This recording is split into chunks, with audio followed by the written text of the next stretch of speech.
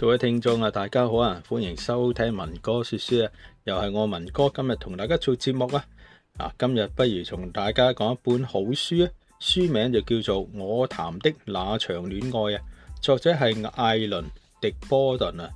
呢個瑞士出世、英國長大嘅哲學家呢，佢寫嘅書呢，就係呢好似有啲幫你呢照鏡咁嘅。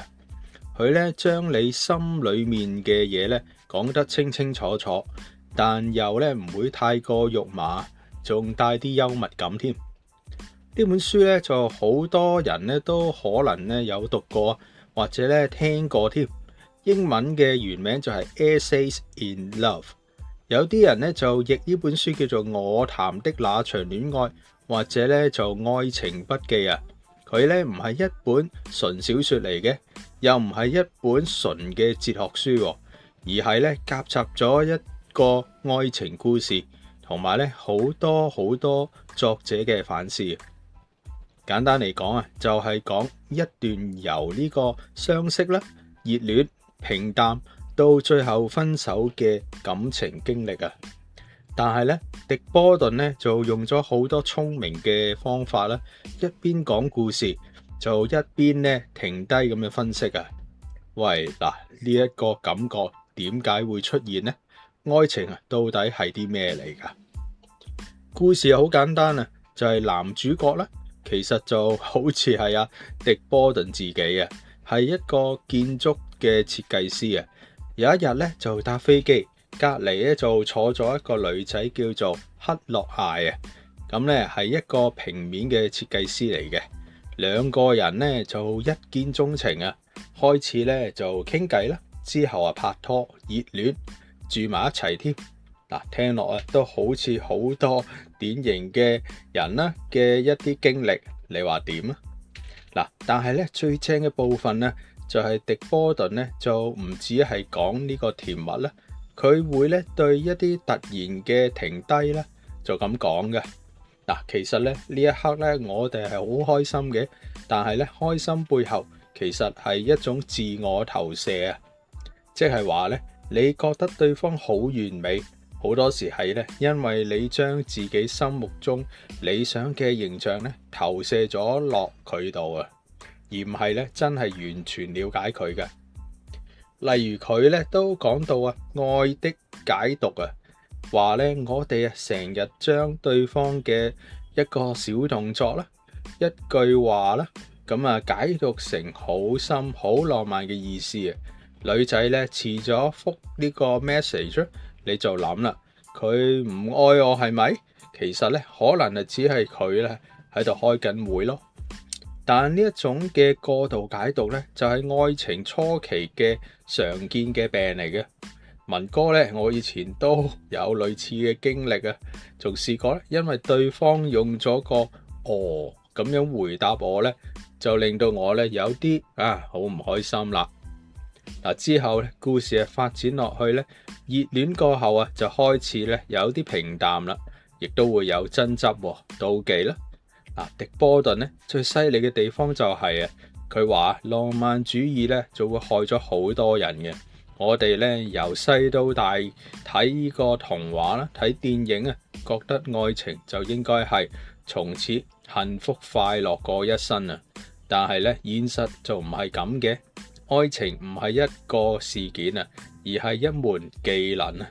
你要咧學識點樣同一個真實有缺陷嘅人相處，而唔係咧同一個幻想出嚟嘅完美對象啊。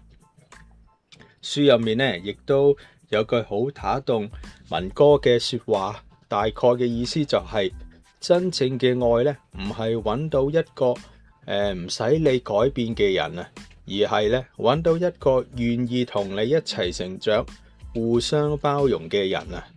佢仲講到外遇咧唔一定係因為唔愛嘅，而有時候咧因為想揾翻嗰種被完全理解嘅感覺啊。但問題係咧呢一種嘅感覺永遠只會咧喺最初嘅階段先會有嘅。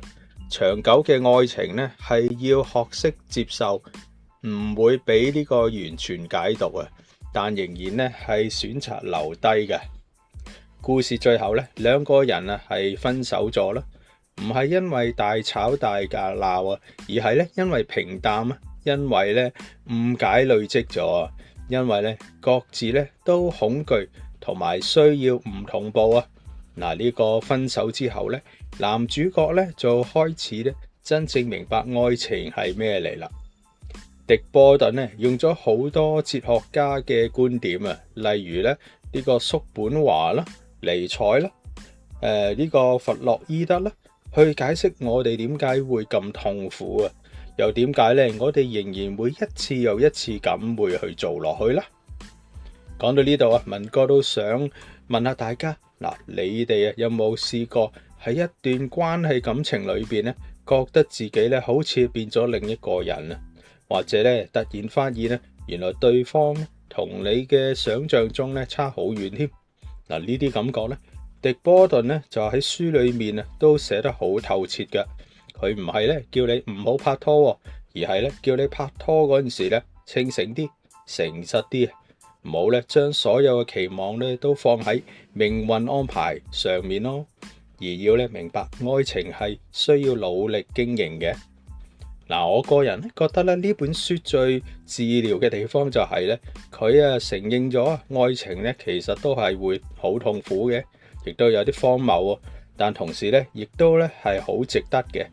分手咧就唔代表失敗，而係一個學習嘅過程嚟嘅。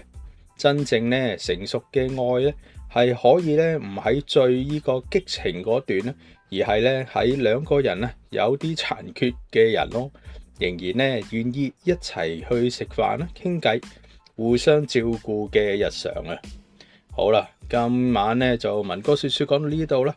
我談的那場戀愛真係一本值得一讀再一讀嘅書嚟嘅，尤其係而家咧拍拖或者結咗婚嘅朋友仔啊，睇完咧可能會有啲唔舒服嘅，但係之後咧都會覺得原來咧唔止我一個人係咁樣嘅，原來咧大家都係咧咁樣跌跌撞撞咁學一啲嘅關於愛嘅技巧同埋知識啊。好啦，多謝你哋再支持今晚文哥嘅節目啊！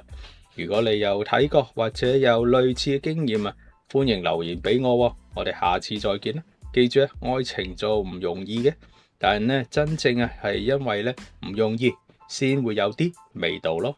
好啦，拜拜。